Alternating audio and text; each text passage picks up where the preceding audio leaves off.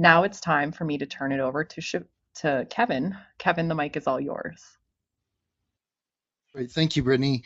I've been working on the BEAD program for 3 years, and I understand a lot of people are kind of in this BEAD fatigue state, but it's finally go time. We've got a couple of states that have started their application process, so really, I think this webinar is very timely with trying to navigate that. So today, our webinar is what will set your broadband business apart in the upcoming BEAD funding boom. I'd like to next introduce the panelists. My name is Kevin Sievert. I'm the Senior Broadband Strategy Manager for Calix. Also very happy to have Amanda Molina, who's the Vice President of Grants and Business Advisory at JSI, and then my colleague Shapur Azidyar, Broadband Funding Analyst at Calix. So how likely are you to apply for BEAD funding to expand your broadband services? All right, we'll go ahead and looks like we've got all of the answers. So it looked like we have still a pretty good distribution as far as yes, maybe, and still waiting to see some details.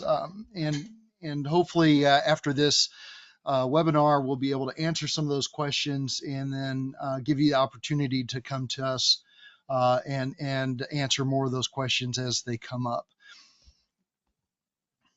So let's get started with, before we jump into really the application process and some of the things that we need as ISPs to do for that, I did want to address the BEAD challenge process. We still have 14 states that are either in the early stages of the challenge process or have not started their challenge process. And so it's really critical for the states that are still have that opportunity. The first thing the ISPs need to do is they need to ensure that their service area is represented correctly. It's absolutely critical. I've seen multiple ISPs in multiple states that have come in too late in the challenge process and essentially have left some of their locations exposed for BEAD funding. So it's super critical that you are represented in the challenge process to make sure that your area is represented correctly. Secondly, what you're going to want to do is more offensively, you're going to look for opportunities in and around your serving area. We've also seen a lot of instances where ISPs have overstated their capabilities. Typically that's with fixed wireless providers and using outdated technology. But again, the key there is to make sure that you identify all broadband serviceable locations that are underserved so that you might be able to get BEAD funding to build out your networks.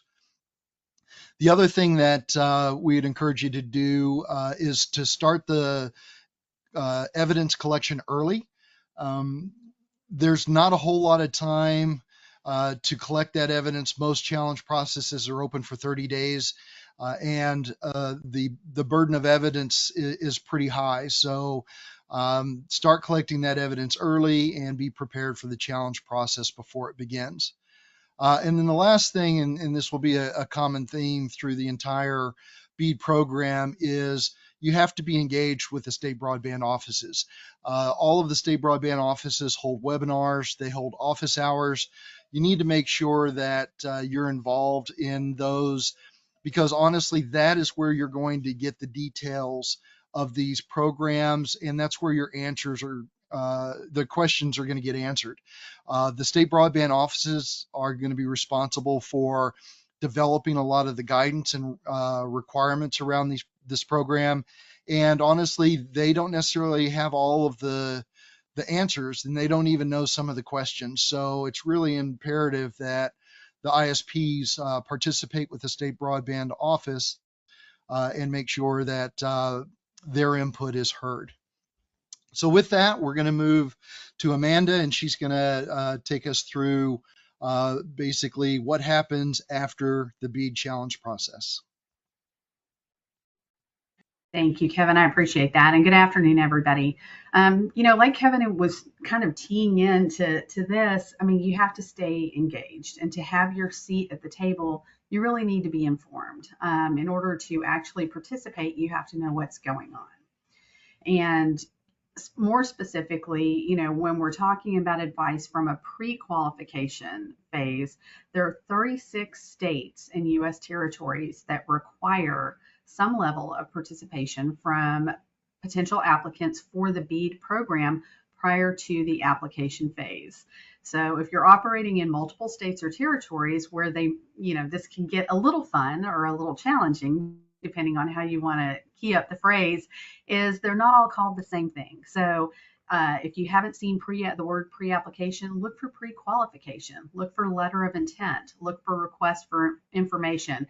These are the 4 common phrases that are being utilized as the indicator that you are going to have around that you need to participate. In most cases, the participation is mandatory, in so much as if you do not complete or submit that pre-application, pre-qualification phase, you will not be allowed to participate in the BEAD program.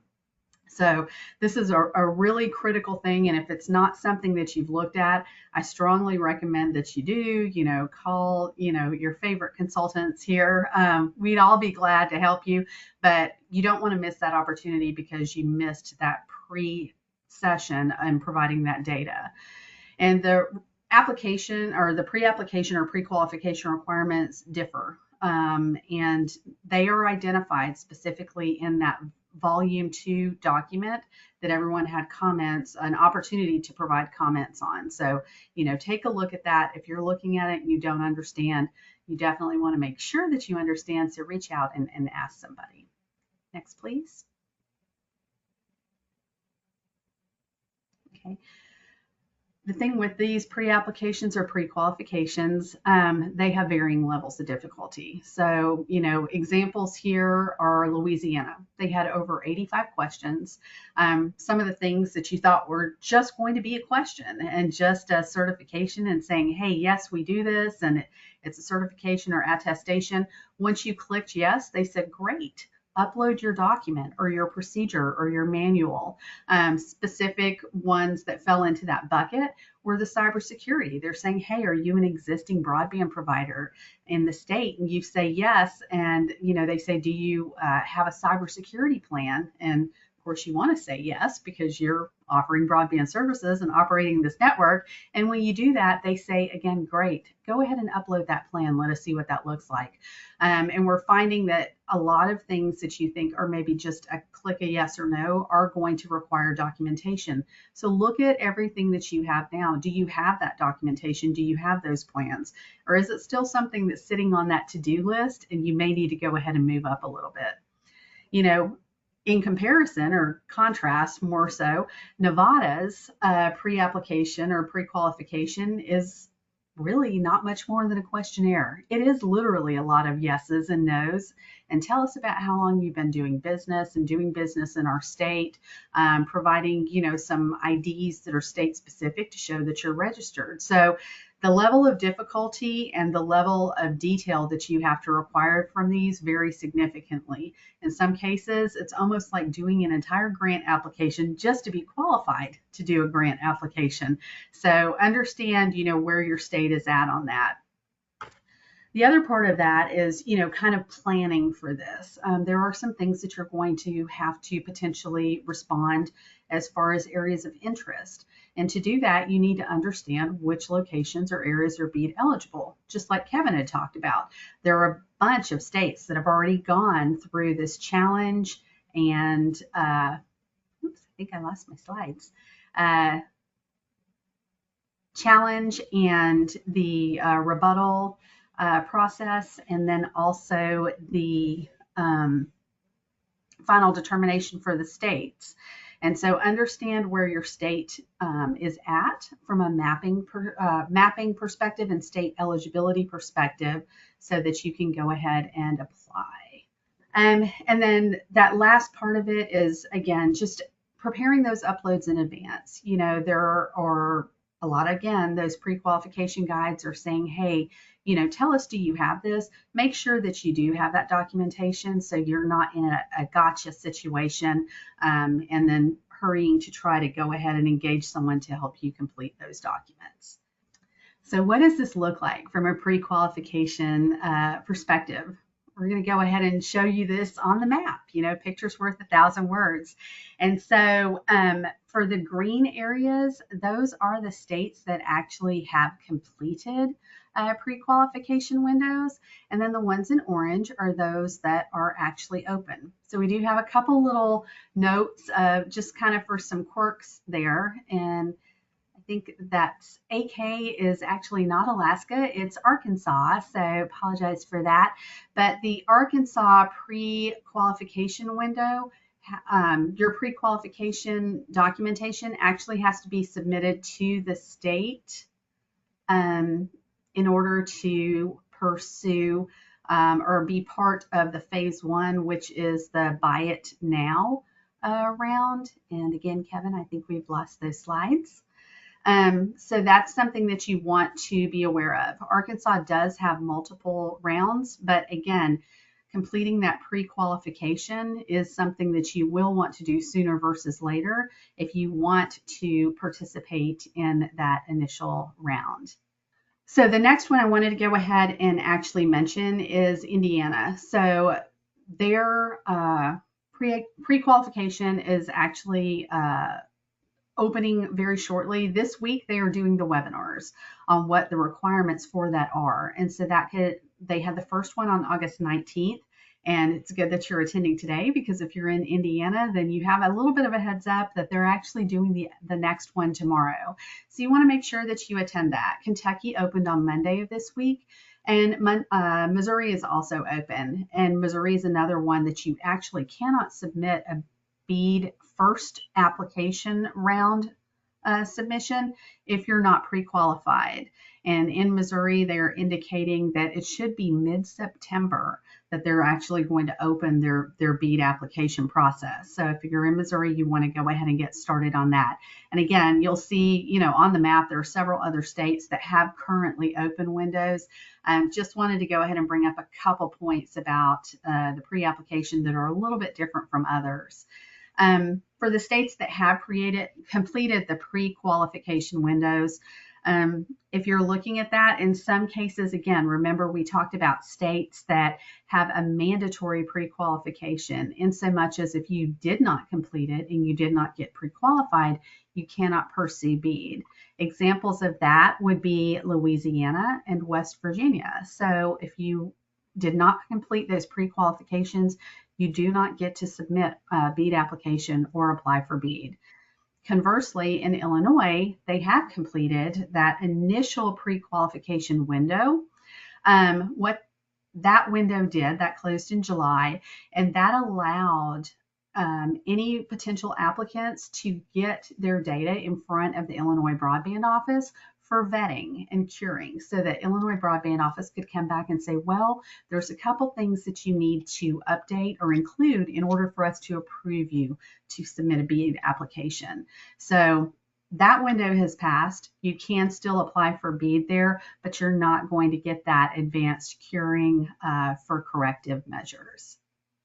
So, you know, the other thing about pre-qualification, so, you know, when folks are thinking about this, again, remember, make sure that you understand if the state, your state or states of interest have a mandatory pre-qualification. Because even if you're on the fence or you're undecided, if you don't participate in the pre-qualification, you aren't going to be able to pursue BEAD. So if you're still on the fence, my recommendation there is, you know, complete that pre-qualification, submit that, so you're leaving that door open to actually submit an application as you continue to do your due diligence and decide you do want to pursue BEAD.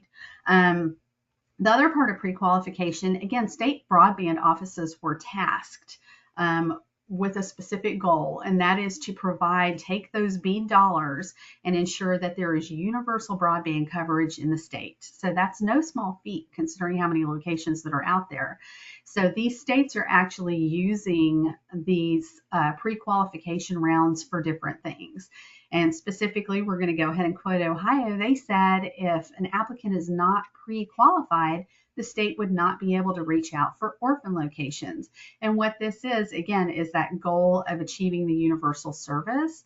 So if someone has submitted an application but they didn't do a pre-application, there may be locations that are immediately adjacent to them that they're going to be missing out that opportunity on.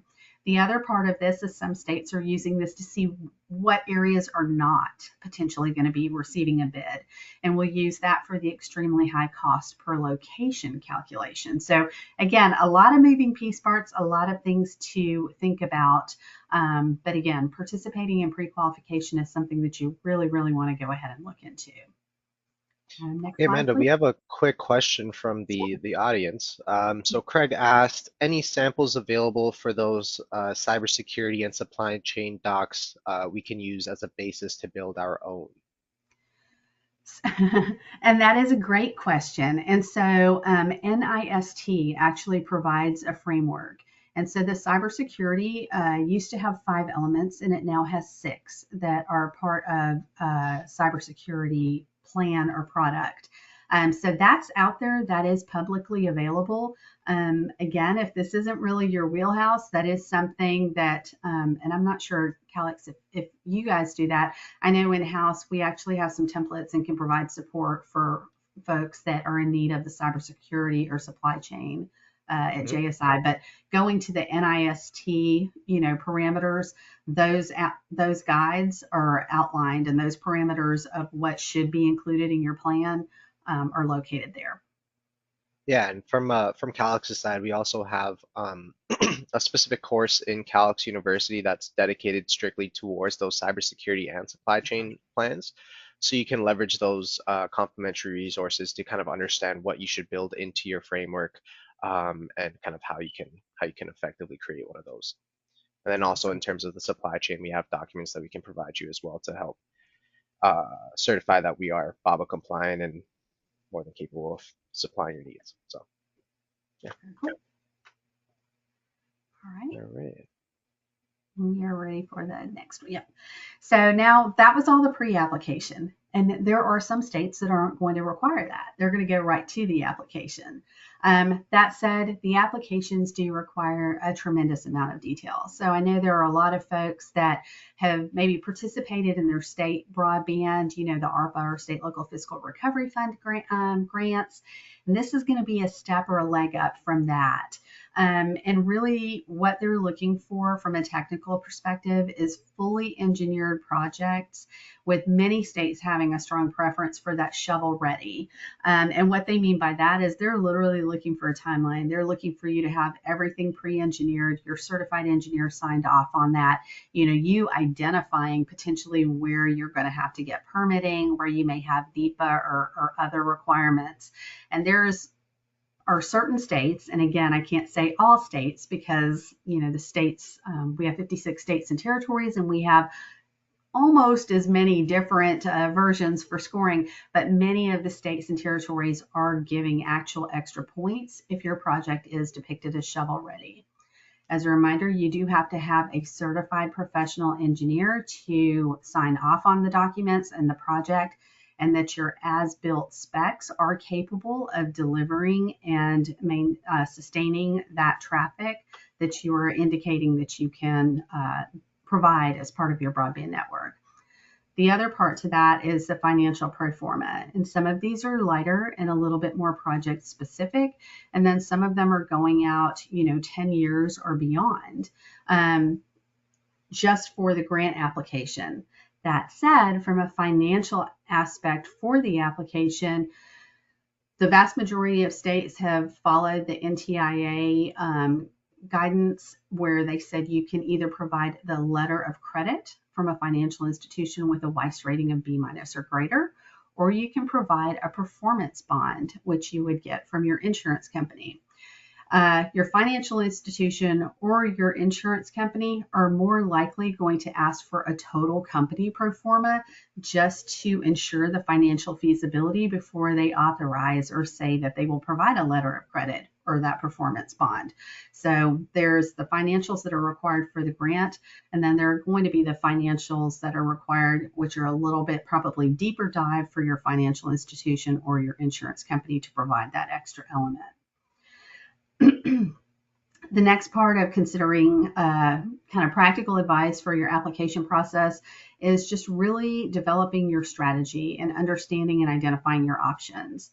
So know if you're in a state that's going to have multiple application rounds. You know, if you're doing a hybrid approach, which is partial fiber and partial, fixed wireless, is that an application that is going to be considered a priority application and viewed as a viable application for the first round? Or are you better taking your time and waiting until that second round to come out? There are many states that are prioritizing an end-to-end fiber application, and those states with the multiple rounds, in the majority of cases that I've seen so far, are saying for that first round they're literally only going to look at and accept the end-to-end fiber applications, and subsequent rounds would be allowable for those alternate technologies. So depending on what your build out is going to be, this is something that is a definite consideration for you. Understanding if your state is going to only have a single round, what are the scoring, what are the elements that go with that? Because essentially you have one shot to really put together your best application package to, kind of toot your own horn and shine this light and say, hey, we know what we're doing. We should get funding because we can provide and deliver service to this area. So again, from a strategic perspective, understand, how many rounds of broadband applications will be allowed to be submitted in the state. Next slide, please. Okay. So there are other things that are going to happen to you after you submit the BEAD application. The state broadband offices are going to be looking at those. Again, they have that task of achieving universal broadband connectivity. So they're going to be overlaying all of these applications, engaging, are they hitting that? Are there multiple applications that are overlapping or, either in a fringe or in totality, and reconciling that overlap? A lot of that is where it's going to come down to scoring. If you and your neighbor submit for the exact same area, this is where understanding the scoring and the parameters of your application process for your state for BEAD are very critical, because 1 or 2 points could make the difference in you getting that award versus your neighbor if it's for the same area. And again, the state is going to use this to also identify and negotiate the inclusion of orphans. So you're going to go in there with this plan for BEAD and you're going to submit that as part of your application process. But all of the volume 2s are saying the state is going to reserve the right to come back and say, okay, well, you submitted an application for this, but there are these 5 that are adjacent to you, or these 10, or these 100. Will you consider going out, and can we go ahead and make this work so we can achieve universal coverage? So they're going to do all of that. Again, a lot of work. And from the time the volume 2 is granted from NTIA, the state's clock starts ticking. They have 365 days to run every one of their application rounds, determine, reconcile the overlap, determine who they want to award, and do a write-up. And they're doing all that, and within that 365 days, they have to do all of those activities, and then the state's final determination and award recommendation have to be submitted back to NTIA. NTIA has to approve that before any BEAD funds come out. So if you're on here and your board's pushing you saying, hey, when are we going to get BEAD dollars? Don't tell them, hey, well, our broadband window is closing this date. It's probably going to be 3 months after that, because in reality, it's probably not. It's going to be longer. The other thing to that, there are some states with open BEAD applications. So right now, Montana's is open. You have a little bit longer of a window on that. I think we run into, I believe it's September. I should have written that down. But we still have a good little bit for Montana for submitting the BEAD applications, but that window is open. Louisiana's window for the first round is open now. It closes next Thursday at 7:59 a.m. Eastern Time. So if you're looking at Louisiana, hopefully you did a pre-qualification. If you did, you should have received the invite to go ahead and bid and submit that first round. And then Colorado, their locations have been approved by NTIA. They are not doing a pre-qualification. They're doing one round of BEAD applications, and they should be opening fairly soon. Next. So I wanted to share too just a couple lessons learned, and this is just more from talking with clients and kind of where things are at. So when you're looking at something, states have different pre-application and application requirements, even neighboring states. I mean, we have folks that are in Kansas, Missouri, or Iowa and Missouri, and they're looking at this and saying, this is our plan, and it's good to have a plan, but you, again, have to know those specific state requirements so you're not caught unawares. Keep in mind, there are significant pre-application data requirements in many of the states. Nevada's, again, really easy, really light, like a questionnaire, but a lot of these pre-applications that are mandatory, again, have significant requirements. It's almost like doing a grant application itself. Keep in mind, again, they may ask that you provide a cybersecurity or supply chain risk management plan. The other thing that folks have been asking for is labor and safety standards. So across the board, that is something that you should be prepared to explain. Don't panic. You probably have a lot of this detail. It's probably in your HR's employee manual on how you're going to go ahead and handle your labor and safety standards. One of the things that we ran into specifically for Louisiana was they did require a full write-up and policy on child labor law protection plans. So, look and see, get with your HR. Do they have that? If they don't, look and see if that's something that's in the volume 2 that you may need to provide for the state that you're in. And then the other big one is really just establishing your vendor partnerships. And I know that's a really broad statement. So what I mean by that is, again, we talked about pre-application and application elements where the state is asking you to depict that you have a shovel-ready project. And if you don't know who's engineering your project, if you don't know, you haven't talked with Calix and said, hey, what do I need for electronics? Can we partner on this? Will you be my vendor? Are you BABA compliant?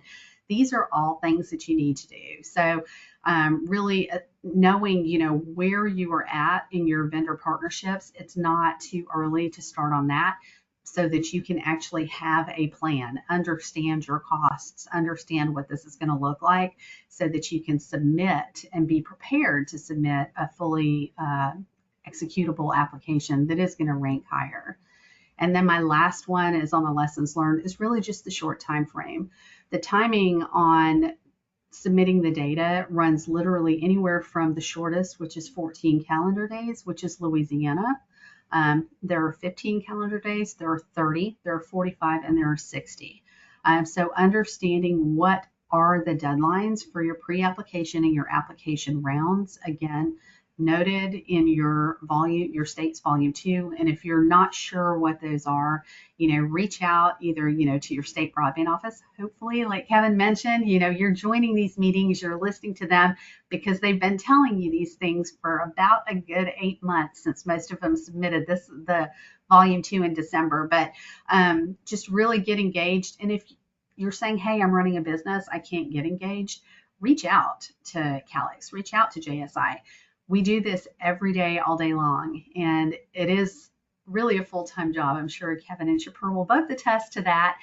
We stay pretty well entertained with all of the things going on in all these states, but this is, BEAD is really a fantastic opportunity, and not, again, in our lifetimes are we likely to see $42.5 billion come out to help us do what we need to do. And with that, I'm going to turn it over to Shapur. All right, so it's a pleasure to be here today to discuss this very crucial topic, advocacy within the BEAD program. So as you guys know, the BEAD program presents a unique opportunity to expand broadband access across the country. But to ensure that small and medium-sized ISPs can fully participate and benefit, advocacy is not just important, but it's truly essential. So first and foremost, advocacy is about securing a seat at the table, right? So in a landscape often dominated by larger entities, small and medium-sized ISPs must actively engage with decision makers to ensure their voices are heard. This means being involved in discussions around funding allocations, program guidelines, and implementation strategies. Without a seat at the table, there's a risk that the specific needs and challenges faced by smaller ISPs could be potentially overlooked. Funny thing is, though, small and medium ISPs are often the ones that are best positioned to understand and address the unique needs of their local communities. So, advocacy really allows these ISPs to push for a tailored opportunity within the BEAD program that reflect the realities on the ground. Whether it's prioritizing funding for underserved rural areas or supporting initiatives that promote digital literacy, local ISPs can champion rich solutions that have a direct and actual meaningful impact. Now, advocacy is also about leveling the playing field. So, larger ISPs have more resources and established connections, which can give them an advantage in securing funding and influencing policy. However, through consistent and strategic advocacy, small and medium ISPs can actually ensure that the BEAD program is designed and implemented in a way that provides equitable opportunities for all participants, regardless of the size. Moving forward, state policies and regulations will also play a significant role in how the BEAD program is rolled out. So, by engaging in advocacy, small and medium ISPs can influence these policies to better reflect their operational realities. This could involve advocating for fair competition rules, simplified application processes, or regulatory flexibility that would acknowledge the unique challenges faced by these ISPs. But don't get me wrong, advocacy isn't just about policy and all the other points that I mentioned. It's also about building strategic partnerships. So by actively participating in the BEAD process, ISPs can form alliances with stakeholders, including local governments, community organizations, and even larger ISPs. These partnerships can be crucial for pooling resources, sharing expertise, and maximizing the impact of broadband deployment efforts. Furthermore, effective advocacy also enhances community support and visibility. So, by positioning themselves as key players in the push for broadband expansion, these ISPs can strengthen the relationship with local residents and businesses, which will not only build goodwill, but will also help to establish the ISP as a trusted and integral part of the community's future moving forward. Last but not least, advocacy also paves the way for driving innovations and local solutions. So, small and medium ISPs often have the flexibility to experiment with new technologies and business models that can be scaled to meet the specific needs of their particular communities. So, by advocating for supported policies and funding mechanisms, these ISPs can continue to innovate, bring cutting edge solutions to the areas that really need them the most. So overall, the importance of BEAD advocacy for these ISPs cannot be overstated. It's about ensuring representation, sharing policies that reflect local realities, and ultimately driving the innovation and solutions that will connect every corner of our nation.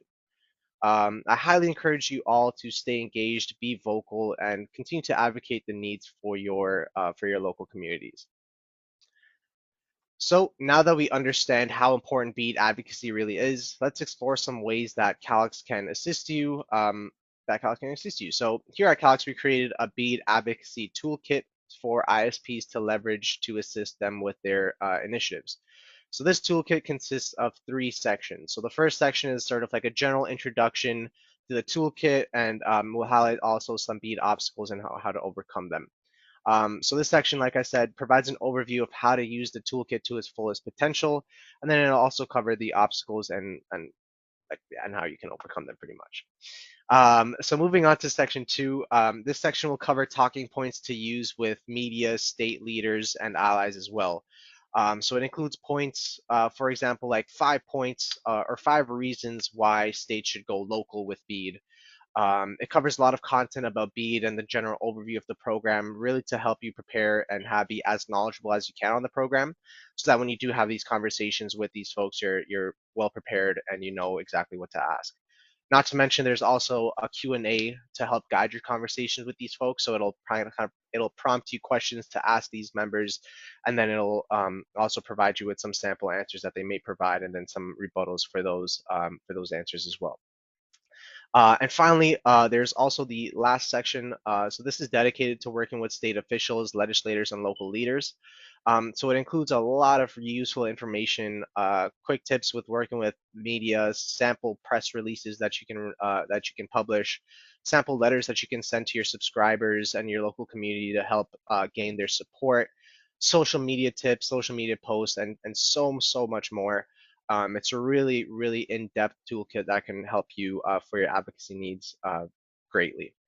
Uh, Best part about it, completely complimentary. So if you go in, we'll have a link to this toolkit in the slide when we send them out with along with the recording as well. But I would highly encourage you to to access this toolkit and look into to leveraging its contents, but it's because it truly is very useful. All right. So in addition to our toolkit, Calix has also partnered with Ready.net to provide their broadband.money tool. This tool is a really good, cool piece of software that pretty much allows you to visualize where the opportunities for BEAD may reside. So essentially, this tool will show you all the underserved locations across the country with many different layers you can turn on to help you specifically target certain opportunities. So essentially, users would come in and they can create their own application areas, either by drawing it out or uploading one of their own shape files. So as you can see from the top left corner, this is what an example of an application area may look like. All the pink dots represent unserved, all of the blue dots represent underserved, and all of the gray dots represent served locations. So once you create your application area, you can see an overview tab over here on the right. So this contains an overview of all of the information that you need for that particular area. So for example, for this particular area over here, it is saying that there is a total of 15,000 broadband serviceable locations. And out of those 15,000, there's about 1,300 that are all considered unserved or underserved. You can go in, you can see exactly which of these addresses are considered unserved and underserved. There's a whole bunch of demographic information that can kind of help you make your decisions. There's providers, so it also shows you how many providers are within this particular area. So as we can see for this particular area, there's a total of 18 providers, 5 fiber, 7 wireless, 4 satellite, and 5 others. And then, like I said before, there's a bunch of different layers you can turn on and off to help kind of target what opportunities you're looking for. So you can specifically turn on locations served by wireless or DSL cable. You can see there's a census block view as well. So if you wanted to look at it as census block by census block location, you can do that too. And not to mention, there's also a really cool kind of sort of like competitor analysis tab that they have as well to evaluate all of the 18 providers within your application area and see sort of how many unserved and underserved they may have. But it's really important to note, though, that this tool is primarily for visualizing the opportunity and collecting all your data. At the end of the day, you're still most definitely going to need to interact with your CE firms to kind of sort of push your application across the goal line. But this software is really just to kind of get the ball rolling and to kind of help visualize where the opportunities may lay. And then once you kind of get a better understanding, then you would pass it over to your CE firm to help you execute that plan and really get your application across the goal line.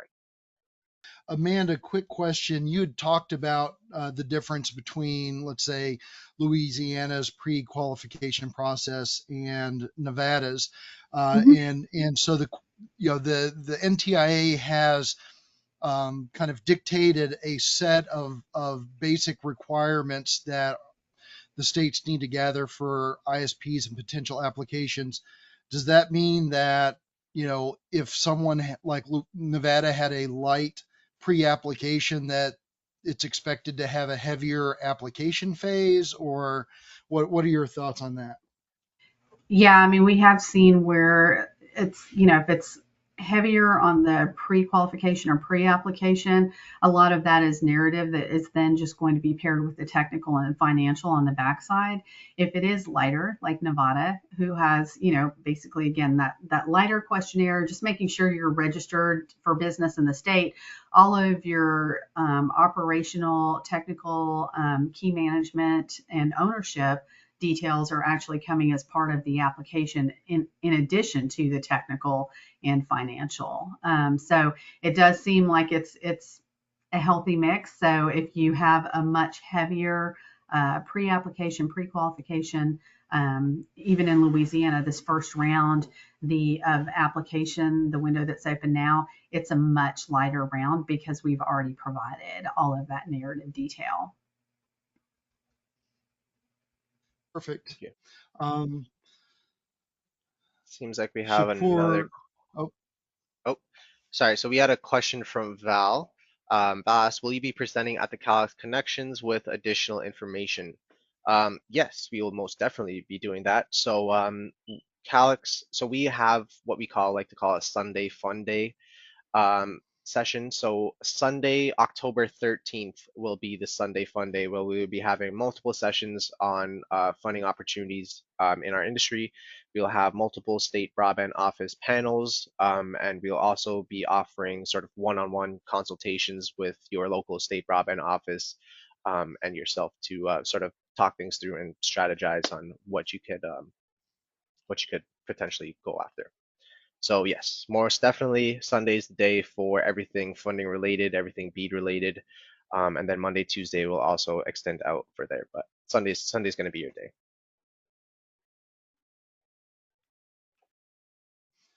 so Shapur, I had one other question, or I had a question for you on the broadband .money tool. I Mhm. know that there is a lot of a lot of issues with the map, and that's why the states were running the challenge process. Can Mhm. you speak a little bit as to what Ready is doing to make sure they have you know the best information for the different phases of the program? Yeah, of course. So right now, Ready.net is leveraging the BDC data from the FCC National Broadband Map. So once all of the challenge results get approved, they're going to be implementing those data points into their software as well. So you'll see a whole new update of the unserved and underserved locations within that state once those challenge results are approved and published publicly. So they're actively working on pulling in that, and then they also pull in a whole bunch of other data sets in terms of performance testing from Ookla, MLabs, CostQuest, and so many more. So yeah. Very good. All right, thanks. And then Amanda, I did have one other question. So you had talked about, the different, the pre-qualification or pre-application, and we've got a couple of states moving to application. It seems like there's kind of a big gap between kind of the challenge process ending while the NTIA is approving the locations, and then when pre-quals might start or something like that. This kind of quiet period.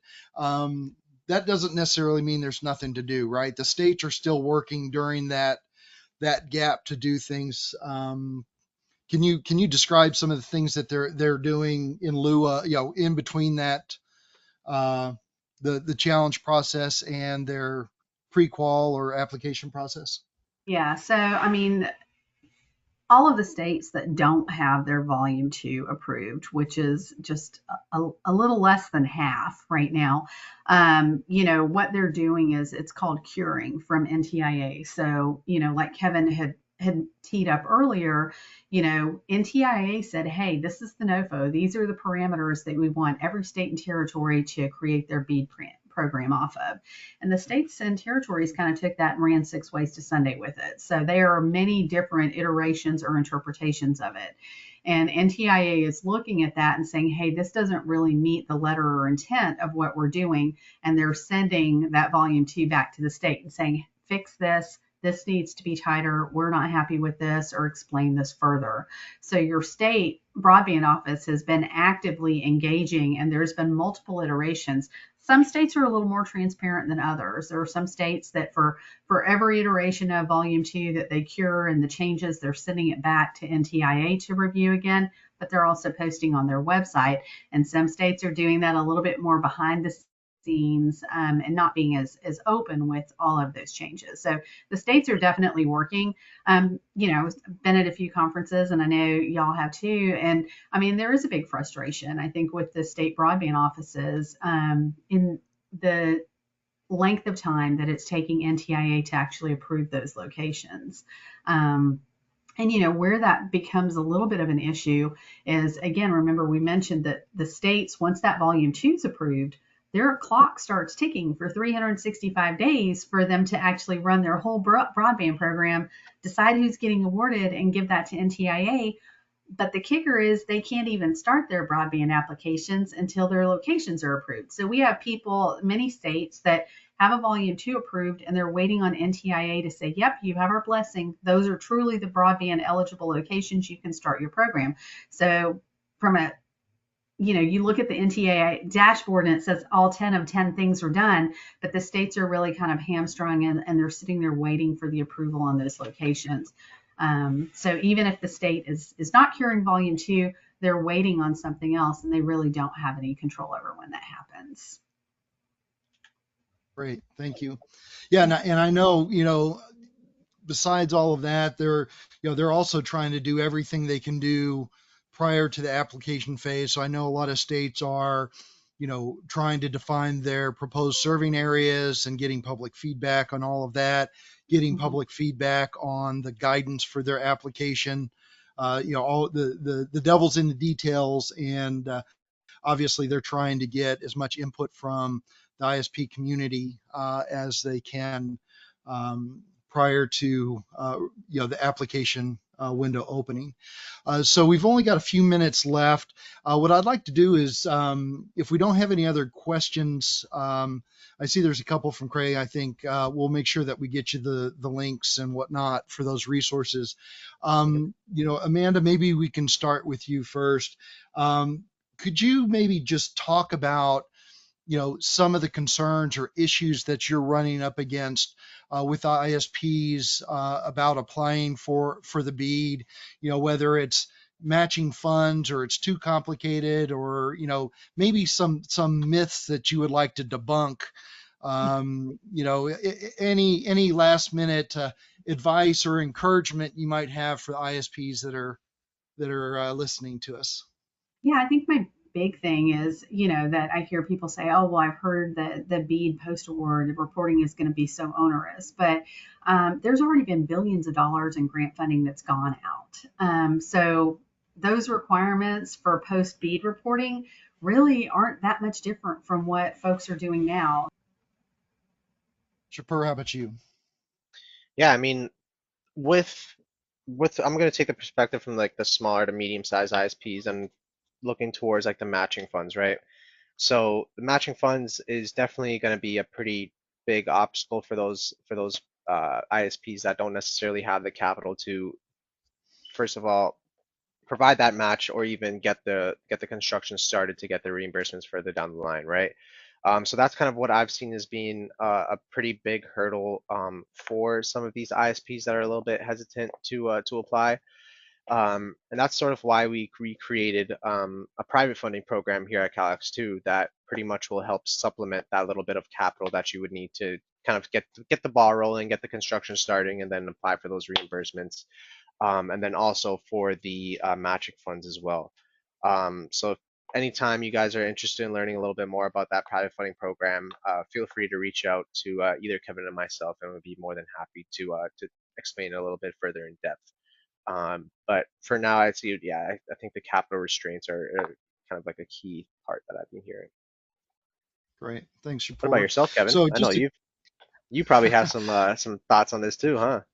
So yeah, I mean, a couple of things that I've heard, some ISPs are saying, hey, I've heard that we have to run an RFP and do a vendor, and they're afraid that they might have to, forklift a new vendor solution into their network. That's not a requirement. Another one that have people concerned is the Davis Bacon. Again, that's not a requirement. It's a recommendation.